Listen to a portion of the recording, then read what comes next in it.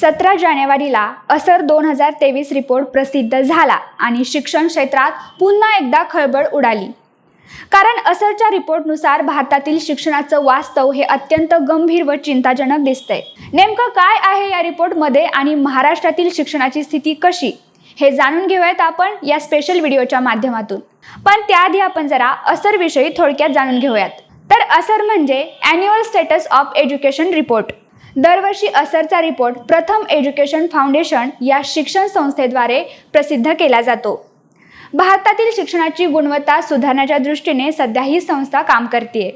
2023 या वर्षी प्रथम एज्युकेशन या संस्थेने भारतातील ग्रामीण भागामधील 14 ते 18 वर्ष युवकांवर लक्ष केंद्रित करून असरचा रिपोर्ट तयार केला।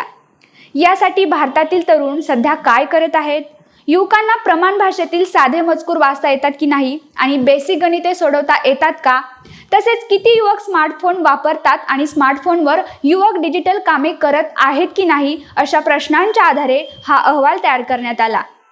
देशभरातील 26 राज्यांमधील 28 जिल्ह्यातील 34,745 तरुणांशी संवाद साधून हा अहवाल तयार करण्यात आला। सर्वेक्षण केलेल्या 28 जिल्ह्यांमध्ये महाराष्ट्रातील नांदेड जिल्ह्याचा समावेश करण्यात आला।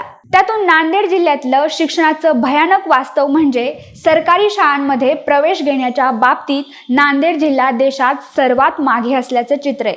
नांदेडमध्ये सरकारी शाळेत केवळ 13.5% मुली तर 15.9% मुले शिक्षण घेतात।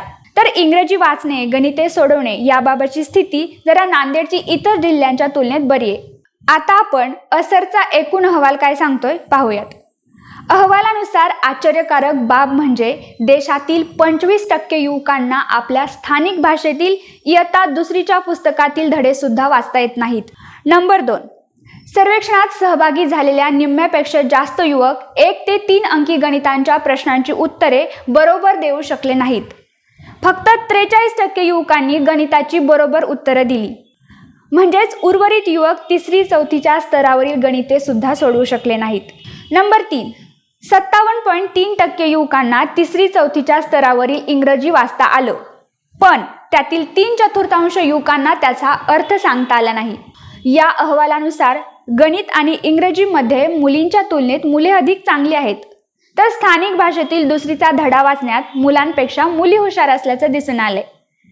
सर्वेक्षणानुसार केवळ 86.6% युवक विविध शैक्षणिक संस्थेमध्ये शिक्षण घेत आहेत, म्हणजेच 14 वर्ष वयातील 3.9% युवक शिक्षण घेत नाहीत, तर 18 वर्ष असणारे 32.6% युवक शिक्षण घेत नाहीत। त्यातीलच बहुतांश विद्यार्थी हे कला शाखेत शिकतायत। आता डिजिटल जागृत आणि कौशल्याविषयी बोलायचं झालं तर रिपोर्टनुसार 90% युवकांच्या घरी स्मार्टफोन आहे, पण 80% युवक स्मार्टफोनचा वापर केवळ मनोरंजनासाठी करतात, म्हणजे बहुतांश युवकांना स्मार्टफोन डिजिटल कामांसाठी वापरता येत नाही। देशाला स्वातंत्र्य मिळून 75 वर्ष पूर्ण होऊन गेले असतानाही हे आहे देशातील शिक्षणाच्या स्थितीचं विदारक चित्र। देशात राष्ट्रीय शैक्षणिक धोरणाच्या अंमलबजावणीला सुरुवात झाली आहे। त्या पार्श्वभूमीवर आलेला हा रिपोर्ट महत्त्वपूर्ण आहे। शिक्षणाच्या स्थितीचा असरचा हा रिपोर्ट डोळ्यात अंजन घालणार आहे। यापुढे शिक्षण पद्धती कशी असली पाहिजे, त्यात काय सुधारणा केली पाहिजे, यासाठी असरचा हा रिपोर्ट अत्यंत उपयुक्त आणि दिशादर्शक ठरू शकतो। शिक्षण क्षेत्रातील अशाच महत्त्वाच्या अपडेटसाठी एज्युवार्ताला आत्ताच फॉलो करा।